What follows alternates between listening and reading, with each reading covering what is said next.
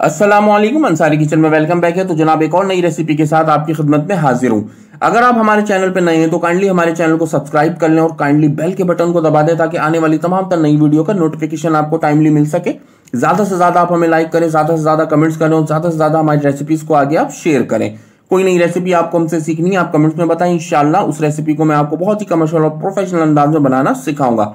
तो जनाब बहुत ही उम्दा और बहुत ही लजीज सी चने पुलाव की रेसिपी लेके आज आपकी खिदमत में हाजिर हूं, जिसको आज हम बहुत ही कमर्शियल और प्रोफेशनल अंदाज के साथ आपके सामने बना के पेश करेंगे।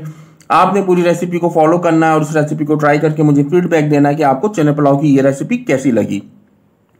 तो चले अपनी रेसिपी के जानिब चलते हैं। सबसे पहले हमने यहाँ पर 125 ग्राम सफेद चना लिया था। इसको हमने हाफ टी स्पून मीठा सोडा डालने के बाद 5 घंटे के लिए भिगो के रख दिया था। देन उसके बाद हमने इसको यहाँ पर 80% जो है वो कुक करके बॉईल करके यानी कि निकाल के रख लिया। पानी आपने थोड़ा सा चने के अंदर एक्सेस रखना है ताकि बॉईल होने के बाद 2 गिलास पानी हमारे पास मौजूद एक्सेस बच जाए।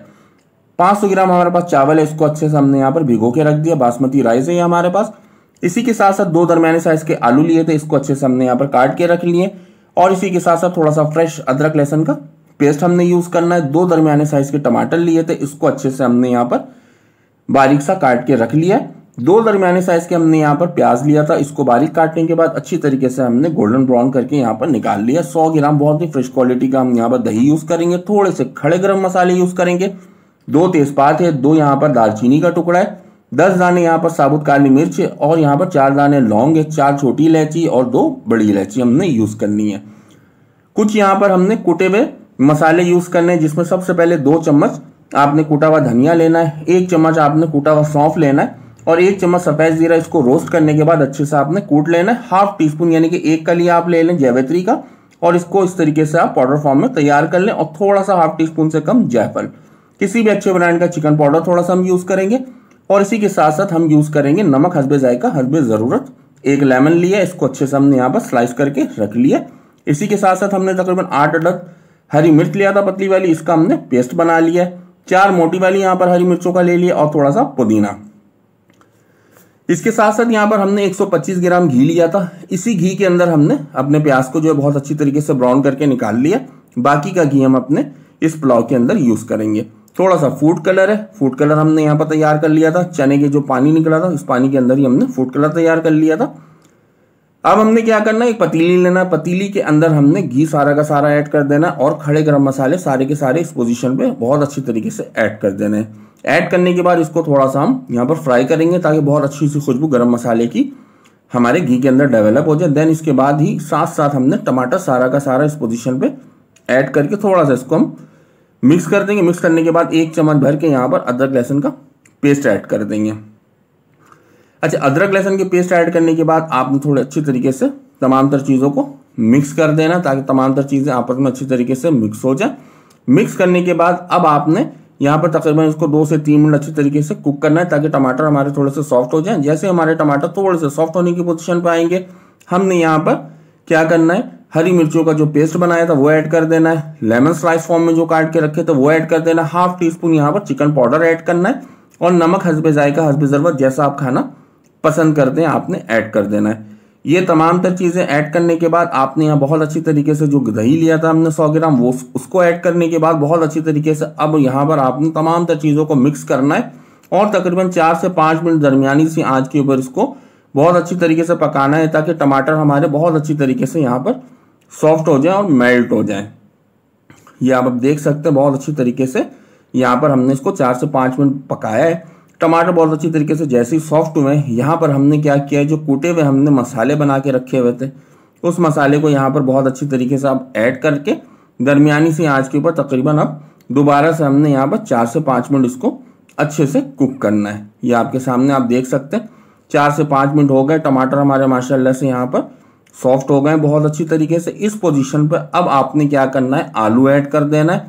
आलू ऐड करने के बाद थोड़ा सा हम इसको मिक्स करेंगे, ठीक है। साथ साथ पुदीना भी हमने ऐड कर दिया थोड़ा सा। अब हम इसको मिक्स करेंगे। मिक्स करने के बाद हम यहाँ पर 1 गिलास पानी इसके अंदर ऐड करेंगे और कवर करके हम बहुत अच्छी तरीके से अपने आलू को टेंडर होने के लिए रख देंगे। ये आपके सामने पानी को ऐड कर दिया हमने बहुत अच्छी तरीके से। थोड़ा सा मिक्स कर देंगे ताकि तमाम तर चीजें आपस में अच्छे से यकजान हो जाए। अब हमने इसको कवर करना है। कवर करके तकरीबन हमने 5 से 6 मिनट के लिए दरमियानी सी आंच के ऊपर इसको छोड़ देना है ताकि आलू हमारे बहुत अच्छी तरीके से सॉफ्ट हो जाए। 5 से 6 मिनट के बाद आप देख सकते हैं कवर को रिमूव किया हमने, पानी हमारा ड्राई हो गया है और बहुत अच्छी तरीके से आलू हमारा 100% कुक नहीं हुआ है, 75% हमारा आलू यहाँ पर डन हो चुका है। इस पोजीशन पे अब आपने क्या करना, चना ऐड कर देना बहुत अच्छी तरीके से। चना ऐड करने के बाद यहाँ पर आपने तकरीबन 1 से 2 मिनट इसकी अच्छी तरीके से भुनाई कर लेनी है ताकि चना बहुत अच्छी तरीके से इन तमाम तर चीज़ों के साथ मिक्स हो जाए और एक बहुत अच्छा सा बैलेंस जो है वो बन जाए। ये आप देख सकते हैं चना हमने मिक्स कर दिया। अब हमने क्या करना है, यहाँ पर चने का जो एक्सेस वाटर था यानी कि पानी था वो आपने यहाँ पर ऐड कर देना है और इसके अलावा 2 गिलास हमारे पास चने का पानी था, एक्सेस पानी वो ऐड किया है हमने चने का 2 गिलास पानी और इसके साथ साथ 1 गिलास हमने अलग से नॉर्मल वाटर ऐड किया है। चावल हमारे पास आधा किलो मौजूद था 500 ग्राम, तो हमने 3 गिलास पानी यहाँ पर ऐड किया और अब हमने इसको कवर करके रख दिया। बहुत अच्छे से बॉयल आने का इंतजार करेंगे। बहुत अच्छी तरीके से बॉयल आ चुका है। जैसे ही बॉयल आया बहुत अच्छी तरीके से हमने इस पोजीशन पे क्या करना है, चावल ऐड कर देना है बहुत अच्छे तरीके से। आधा किलो चावल के अंदर हमने यहाँ पर 3 गिलास पानी लिया था यानी कि पौना लीटर।